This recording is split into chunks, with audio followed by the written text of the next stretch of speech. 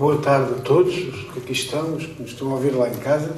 Agradecer as palavras que me foram dirigidas aqui do nosso diretor, a quem saúdo e faço o meu agradecimento, cumprimentando também todos os técnicos envolvidos aqui no Centro de Investigação, meus colegas da Câmara Municipal de Santarém, que já tive a oportunidade de cumprimentar a de viva voz e presentemente, e também na audiência ao professor Vítor Serrão, na pessoa do qual cumprimento todos os que estão aqui presentes, e no Zoom a professora Irene Vaquinhas, fazendo só um pequeno reparo à apresentação. O mestrado e a licenciatura foram em Coimbra e não em Lisboa. É só um lapsus linguae anteriormente ao da apresentação, porque foi também a Irene Vaquinhas uma das responsáveis de estar aqui. Escapam sempre estas coisas. Porque me motivou o estudo da Primeira República e de figuras como José Relvas, sobre a qual vim a fazer um doutoramento concluído em 2022. A vida, dizia José Saramago, é feita de memória. Sem memória não existimos, sem responsabilidade não merecemos existir. Tal como a minha última comunicação sobre uma mulher, sobre Adelaide Félix, esta parte pode ser um projeto de investigação. Ao contrário da outra, esta já deu origem a um pequeno artigo científico na revista do município de Torres Novas, a quem também agradeço, e é uma crónica no Jornal do Mirante, a quem também agradeço. Portanto, mostrando aqui, perturbando quem está aqui, mas mostrando lá para casa a Nova Augusta, podem adquirir no município de Torres Novas, lá tem um artigo sobre a KL, a quem chamei Percursos como Intelectual Natural de Santarém. Se fôssemos, voltando ao tema da memória, se estivéssemos no século XIX, provavelmente este não seria o título, seriam Subsídios para uma biografia de Alice Pestana, e Subsídios para uma biografia, depois era uma biografia enorme, em vários volumes, porque é isso que a autora em si merece. Também não posso deixar de agradecer, eu não conhecia esta pessoa, já tinha cruzado com Alice Pestana no contexto de estudos sobre a República, mas não fazia a mínima ideia que Alice Pestana e uma romancista por nome de KL fossem a mesma pessoa, e tendo lido alguma coisa, até porque o José Relvas também teve contacto com o movimento feminista na transição do século XX do século XIX para o século XX, não fazia ideia que esta pessoa tivesse nascido em Santarém. Quem me disse foi o nosso alfarrabista, o João Mendes, que tem o alfarrabista manuseado, e foi a partir daí que toda esta pesquisa começou. Portanto, temos aqui o registro de batismo de Alice Pestana, que não vos vou ler todo, depois a apresentação fica aqui, eventualmente poderá ser transcrito. Hoje estes registros, como sabem os que investigam genealogia, história, estes registros estão praticamente todos, atenção que não estão todos, temos que ter essa atenção, nem sequer estão todos digitalizados, e muitas vezes os que estão digitalizados, por vezes não estão no link correto, temos de ir à procura deles com mais atenção. E cá está o registro de Alice Pestana, nascida a 22 de julho de 1860, na travessa do Milagre, consegue-se ver aqui, não sei se isto aponta, talvez aponte, consegue-se ler até aqui com alguma facilidade, na travessa do Milagre. Ela, ao contrário do que diz a Wikipédia, não tem por nome de batismo Maria Evelina, é mesmo só Alice, não há aqui nenhuma Maria.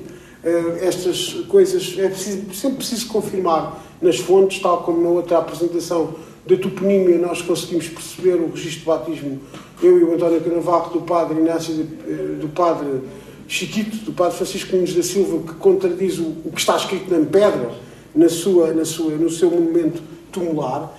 Eu não sei bem onde é que seria esta travessa da Trindade, porque efetivamente, da travessa da Trindade, travessa do Milagre, porque efetivamente as escadinhas do Milagre, as escadinhas do Milagre eram uma travessa. Só 28 anos depois do nascimento da Alice Pestana é que passaram as escadinhas, segundo a ata da Câmara de 1888. Contudo, era difícil ter nascido aqui, a não ser que tenha nascido nesta casa, que tem porta para aqui, número de polícia na Rua da Amargura, hoje Rua de Brancampo de Fareiro. Por isso eu coloco a hipótese A de ser uma pequena travessa que dá acesso à maior travessa do Postigo de Santo Estevão, mas que se formos lá, e ficam convites aos que estão no Zoom a virem a Santarém, a verem o Santíssimo Milagre, estão aqui a uma travessa que tem uma configuração morfológica diferente do resto da travessa. Ou então seria outra travessa que não sabemos. Fica aqui a dúvida, mas certamente nasceu em Santarém, nesta zona. Há aqui uma nota biográfica. Esta nota está incluída num in memoriam publicado pelo seu marido, Pedro Blanco,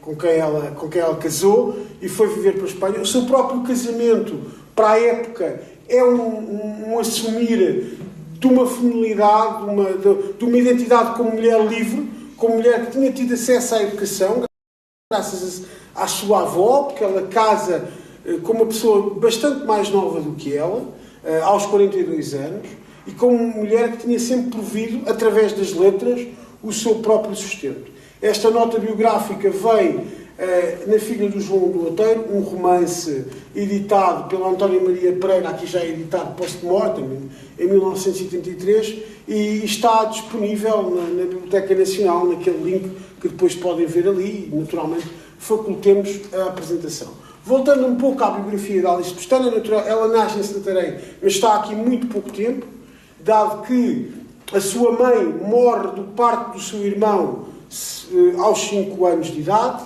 e aí ela vai viver, quando o seu pai, que era funcionário público, vai fazer a sua transumância na sua carreira administrativa, vai viver com uma avó que lhe garantiu educação, uma educação particular através de preceptoras, e ela também estudou na escola inglesa, em Lisboa. Este é um livro que adquiri, que chegou mesmo hoje, mesmo a tempo, graças ao CTT, que, embora uma empresa privada ainda funcione bem, perdoem-me esta parte, mas funcionava melhor quando era pública. Acho que toda a gente tem essa noção. Este livro chegou hoje, eu nunca o li, é em francês. Por acaso, este livro contradiz o meu artigo. A investigação é assim, não temos de ter medo de errar, é com o erro que crescemos, porque eu achava que K.L. era um pseudónimo só literário, portanto, que ela só utilizava nos ensaios, nos escritos ficcionados. Afinal, não.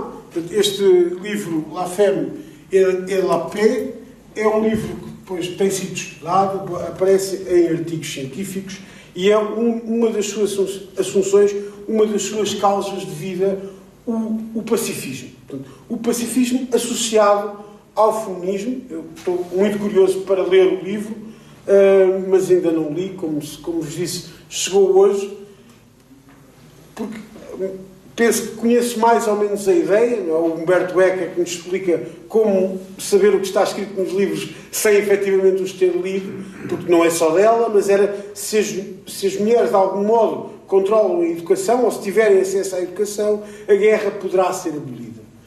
E é isso, agora peço desculpa, vou voltar aqui um pouco atrás, é essa pergunta que deixo aqui no ar, fazendo mais uma vez eco da memória da minha alma mater, a Universidade de Coimbra, a primeira conferência que assisti no Instituto Justiça e Paz, onde funciona o CLC, curiosamente fundado pelo Cardeal Sujeira, António Oliveira Salazar, entre outros, que foi sobre um soldado inglês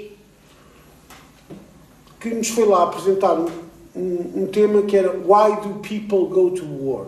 Porquê é que as pessoas vão para a guerra? Eu confesso-vos, foi há tanto tempo e há tão pouco, mas não me recordo. Recordo-me apenas de ele dizer que os soldados são aqueles que mais querem a paz. Penso que era uma citação de alguém. Eu recordo-me também de outra expressão, de uma série de banda desenhada, que agora está na Netflix, que são os The Defenders, em que a vilã diz ao herói: a guerra só acontece porque ambos os lados julgam que têm razão.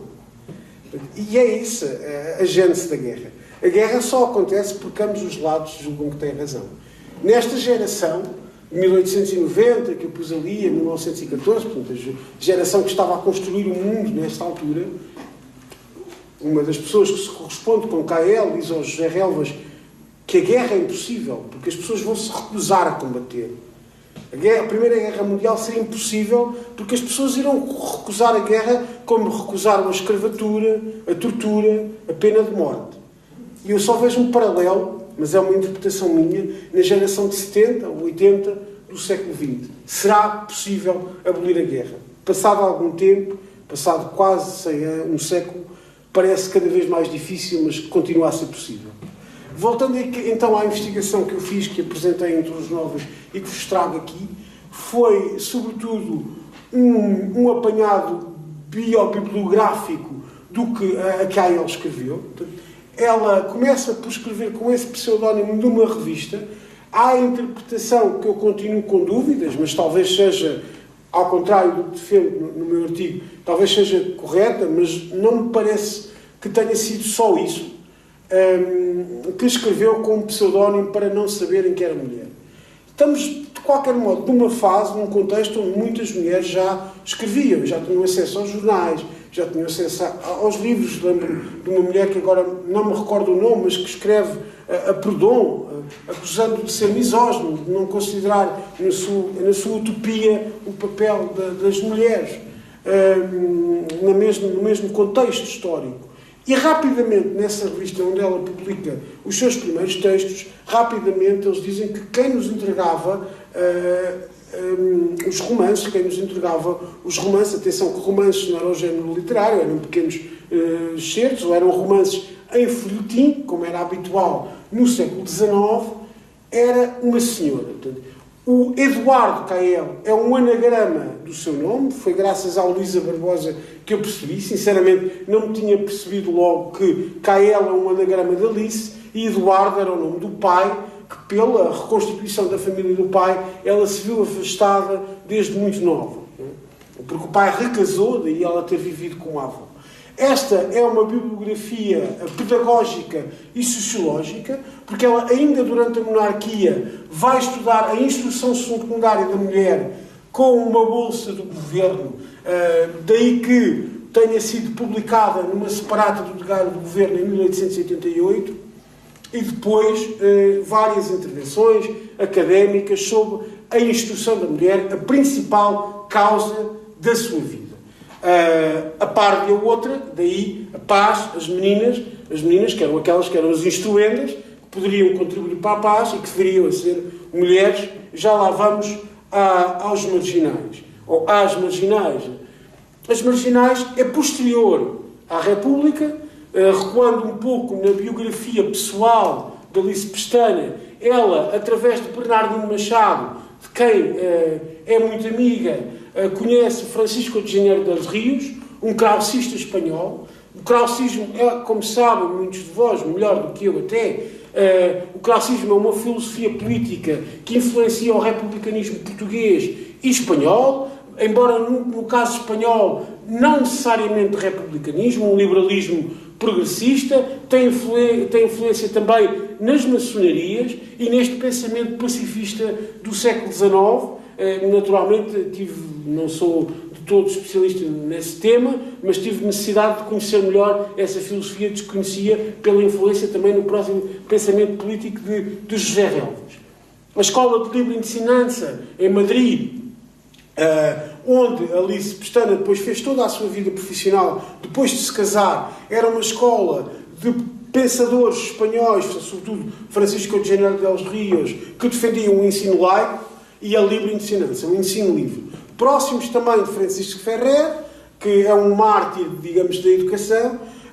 O Francisco Ferrer, para quem não conhece, é executado pelo governo espanhol e defendia que a educação também só funciona se as pessoas realmente quiserem aprender. Era contrário a uma educação obrigatória, porque achava que ela não ia, entre outras coisas, não é só isso, naturalmente, entre outras coisas, mas recentrando-nos no tema, porque estas achegas ficarão mais para a parte do debate, através de Bernardino Machado e de Francisco Janeiro dos Rios, é que Alice Pestana vai conhecer o seu futuro marido, que também trabalhava nesta escola, e é ele que organiza o In Memoriam, e mais tarde, já em Espanha,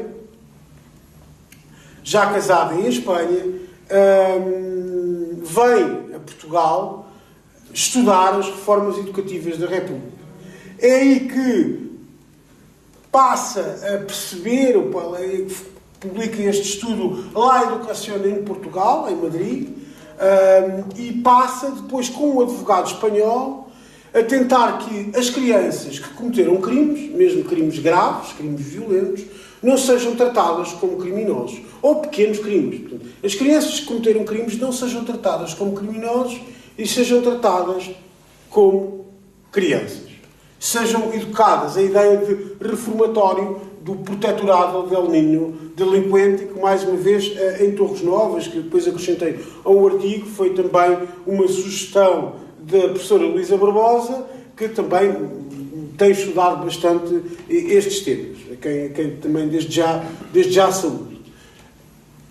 Esta foi uma das citações que eu escolhi e que vos vou ler. Desde o começo da publicação das Repúblicas, somos favorecidos com uma das produções mais adoradas, firmadas uma vez por Eduardo Cael ou outras por Cael, sem que saibamos até hoje quem seja o nosso amável colaborador, um amigo que nos traz os seus romances, e só há dias nos revelou com esse pseudónimo, que firma aqueles escritos ocultam uma senhora. A data aqui é do In Memoriam, que é póstumo, mas a data da publicação é logo, portanto, no início da sua carreira literária e científica de Alice Pestana. Este foi um dos textos que escolhi deste livro que tive a oportunidade de ler, porque também está digitalizado, porque efetivamente eu só tenho este livro fisicamente, né? Tal como a Adelaide Félix, neste caso a Cael já entrou em domínio público, portanto poder-se-á reeditar. No caso da Adelaide Félix também se poderia, porque descobrimos recentemente, há coisa de mais ou menos 3 anos, coisa que valha 3, 4 anos, que os direitos são do município de Santarém. Estes livros, como têm domínio público, a Biblioteca Nacional disponibiliza-os.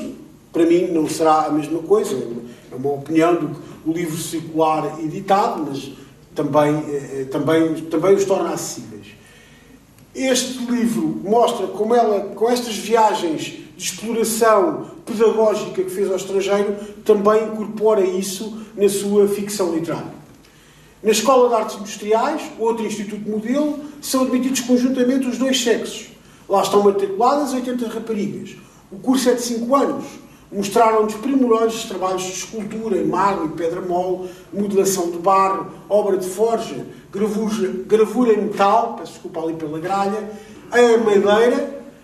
Para a entrada, a idade mínima é 15 anos.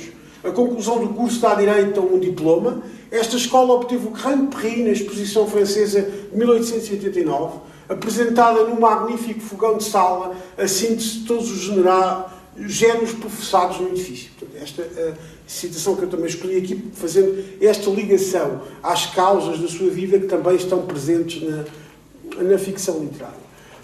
Mas é curioso que, embora encontremos então o pseudónimo neste ensaio, que eu não conhecia quando fiz a primeira apresentação sobre este tema, conhecia apenas a referência, toda a obra ficcionada é então apresentada com o pseudónimo Cael. Poderei estar enganado, mas aí de todo me parece que era para esconder a identidade feminina. Ou poderia ser, mas eu penso que poderia ser para distinguir uma das duas coisas. Pode ser uma impressão minha, mas é porque eu próprio o faço. Portanto, quando apresento aqui e noutros sítios trabalhos científicos, utilizo o meu nome José Raimundo Noras. Quando publico poesia ou ficção, por motivos que agora aqui não vêm ao caso, utilizo Miguel Raimundo. Como Cael, porque a determinada altura toda a gente já sabia, pelo menos em Portugal, quem era Cael, não poderiam sair em Espanha, seria uma questão mais intelectual do que essa. Poderei estar a fazer uma interpretação errada. De qualquer das formas, vem nesse sentido um documento que depois já vos vou apresentar. Esta é uma citação que eu achei, porque eu também cheguei aqui através da Adelaide Félix e que tenho falado tanto nela, foi em conversa, como vos disse, com o alfarrabista João, do manuseado, quando andava à procura de livros da Adelaide, que cheguei à Cael, e aqui vejo algumas coisas que interseccionam, peço desculpa, a obra das duas. dos regionalismos, a busca dos humildes, a busca de certos dos regionalismos e de certas pessoas que, efetivamente, por não saberem ler e escrever, não tinham acesso à literatura. A Botica do Matias continua a ser o mais temível foco de maldecência daquelas redondezas. Tudo se mantém como já é nosso conhecido.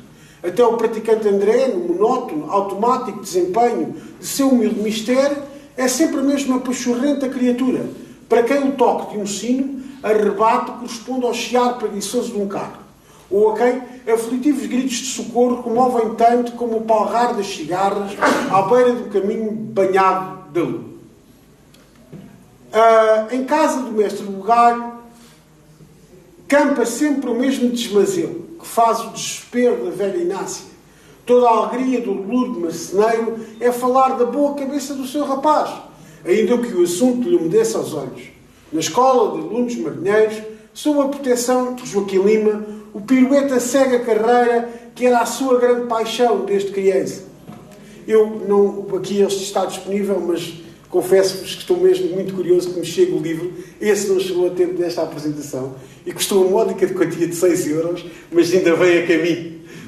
Deve ter parado em algum lado. E é mais fácil ler em papel. Aqui foi, portanto, uma métrica que eu fiz, portanto, da produção que está toda referenciada. Portanto, neste caso, ao contrário da Adelaide Félix, no In Memoriam já há um levantamento da sua produção, pelo menos da obra publicada. Penso que não haverá surpresas. Não há um levantamento da obra publicada em periódicos. Portanto, estão identificados os periódicos, como se faz... Ou melhor, já agora, sem querer fazer uma compreensão qualitativa. Portanto, em Coimbra, eu aprendi a citar os periódicos todos, artigo a artigo. Em Lisboa, era mais, portanto, o jornal consoante o âmbito cronológico que o citávamos. Também, em Coimbra, dependia também do docente, mas foi mais isso que não é... O que acontece no In Memoriam é essa convenção académica, que é mais usual, até porque depois podem-nos escapar muito artigo e nós consultamos os periódicos quase todos, às vezes inteiramente. Nesta métrica, portanto, ficção, são 53% dos livros publicados e ensaio 47%, será mais ou menos equivalente, mas dentro dos géneros literários da ficção, romances 50%, novelas 20% e contos 30%. Os gráficos estão publicados no artigo que vos citei. Esta também é uma novidade, penso que em primeira mão, fui buscá-las depois do temporal, ou às Caldas da Rainha. Passa a desculpa de fazer publicidade, mas acho que também neste caso merecem, ou a alfarrabista Cronos Bazar, que está aqui na apresentação, mas eu vou apresentar na câmara, é a letra de Albino Forjar Champagne. Ele tinha o espólio do escritor Albino Forjar Champagne, fica o desafio para alguém que queira falar sobre ele, era um escritor também bastante conhecido e que não tem uma biografia, e tinha 2 cartas aqui da nossa KL, esta que eu ainda não transcrevi, porque fui buscá-las a semana passada, depois já vos explico o que é que aconteceu, porque podem dizer, para além de chegar uns minutos atrasado, também ainda não transcreveu a carta. Já vos explico porquê, alguns já sabem. Esta está transcrita, é a mesma letra, porque vou mostrar aqui. As cartas não serão vendidas, não as comprei com esse intuito. Quando depois já não precisar delas, serão doadas ou aqui ao centro, se o quiser aceitar, ou à Biblioteca Nacional, ou à Biblioteca, até porque eu hoje fui à Biblioteca, embora não tenha consultado o fecheiro manual, verifiquei que, procurando ali se pestana, só encontrei mesmo o opúsculo onde tinha o meu artigo, não encontrei mais nada. Não sei se no Brancampo Freire, acho estranho ele não ter nada dela, portanto, provavelmente lá haverá alguma coisa, até porque são mais ou menos contemporâneos. Então está aqui outra carta, mas vou-vos passar a ler. Excelentíssimo Senhor, li de um folgo o interessante folheto que Vossa Excelência teve a bondade de me enviar. Os dias passam-me vertiginosamente no meio de muito trabalho. Por absoluta falta de tempo não enviei já os meus agradecimentos, porque desejava acrescentar algumas palavras com as minhas impressões. Não conhecia o soneto de Vossa Excelência. Li-o agora várias vezes e gostei. não posso avaliar a versão sueca e alemã. Não posso avaliar da versão sueca e alemã, por não conhecer os idiomas. Todas as outras me parecem muito inferiores ao original, preferindo ainda assim a inglesa. Todos pecam nos tercetos, a parte mais difícil. Nenhum desses arremedos tem, nos tercetos, principalmente no último, a graça e a espontaneidade no original. Aceito, Vossas Excelências, mais vivos agradecimentos por oferta tão delicada e apreciável e queira dispor do limitado péstimo, não percebi muito bem aquela palavra, de Vossa Excelência, agradecida Alice Pestana. É muito interessante para mim, que da obra estou a iniciar o conhecimento, como já podem ter visto, porque não encontrei poesia publicada em livro da autora, mas, como professora, naturalmente estava a corrigir um autor que, lá está, sabemos porquê, ficou bastante mais conhecido do que ela, embora provavelmente, se calhar, nos meios intelectuais da época não fosse, mas por ela já tinha esta reverência de lhe mandar coisas à espera de uma crítica. Não é? Estamos a terminar. Eu escrevi este texto quando conheci a Kael, umas crónicas que tenho escrito no jornal, a quem já agradeci. Gostava também de partilhar convosco o final, mais ou menos, do texto. Este legado riquíssimo da Alice Pestana, aflorado em muitos trabalhos académicos, não teve ainda biógrafo, romancista ou realizador. E aqui a dica é para a minha família, porque, como alguns sabem, o meu irmão é realizador de cinema. Com mensagem de perene modernidade, fortuito ou parte do mistério divino, fé ancestral tão alheia à própria, Santarém deve-se orgulhar de ser berço de Alice Pestana, aliás, Kael, ali mesmo na Travessa do Milagre, seja onde for. Portanto, não encontrei aqui também nada que a aproximasse, ao contrário de Adelaide Félix, de um catolicismo ainda progressista militante. Contudo, entretanto, já para esta investigação, encontrei este artigo, de que partilho convosco o abstract, que neste caso, depois já li bastante, penso que poderão ler, não vou ler aqui o abstract para poupar tempo para o debate, vou só falar no título. Alice Pestana, 4 vezes nada. Escritora portuguesa, feminista, em Espanha. 4 vezes nada. E eu diria, escalabitano, que 5 vezes nada. É uma provocação. Alice Kael, Acordar a Bela, Vencer o Esquecimento, é uma proposta muito objetiva, porque não a Escola do Pereiro, Escola Básica, Alice Pestana ou Kael, fica a sugestão. E aqui na bibliografia, eu não estou com medo da técnica, com o temporal, queria-vos mostrar alguns dos textos e algumas passagens, mas penso que isso fique para outra oportunidade, porque gostava de terminar fazendo aqui uso da liberdade que este centro nos concede, com 2 temas que não dizem respeito à comunicação de per si. Podem ter notado, quem me conhece, algum nervosismo, algum improviso, que não é meu panágio, porque a minha avó materna faleceu no domingo passado. Tive a oportunidade, em conjunto com a minha prima Sara Raimundo Saramago, editar este livro numa plataforma de autopublicação e de lhe mostrar em vida. É uma mulher que, isto também é uma provocação, não fossem os 750 mil Salazares que votaram nas segundas eleições para eleger o Marshal Carmona, poderia ter sido professora, escritora, prémio Nobel, quem sabe. Tem o livro, é o primeiro livro, porque ela tem mais livros, foi a última coisa que me disse, foi ir à sua arca buscar os textos, os contos, os poemas, os livros de herbanária, de bruxaria, de cartomância e muitos livros, porque não pôde estudar. Não foi só por causa do regime opressivo que existia em Portugal, foi pela mentalidade opressiva que existia em Portugal. Esperemos que ela nunca volte a existir em lado nenhum. Os ditadores não assassinam, não torturam sozinhos.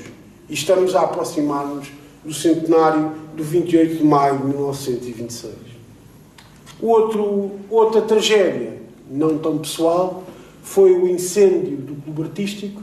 Fica ao convite para participarem na próxima visita guiada ao cemitério dos Capuchos, mas começa no local do incêndio dos clubes artísticos, portanto, na Rua Guilherme de Azevedo, no 18 de fevereiro, dado que faz uma data redonda desta tragédia, que marca a história de Santarém. Fica também, portanto, a sugestão de fazermos aqui depois outra conferência sobre este tema. Portanto, eu vou voltar, acho que tenho aqui um muito obrigado no final. Muito obrigado.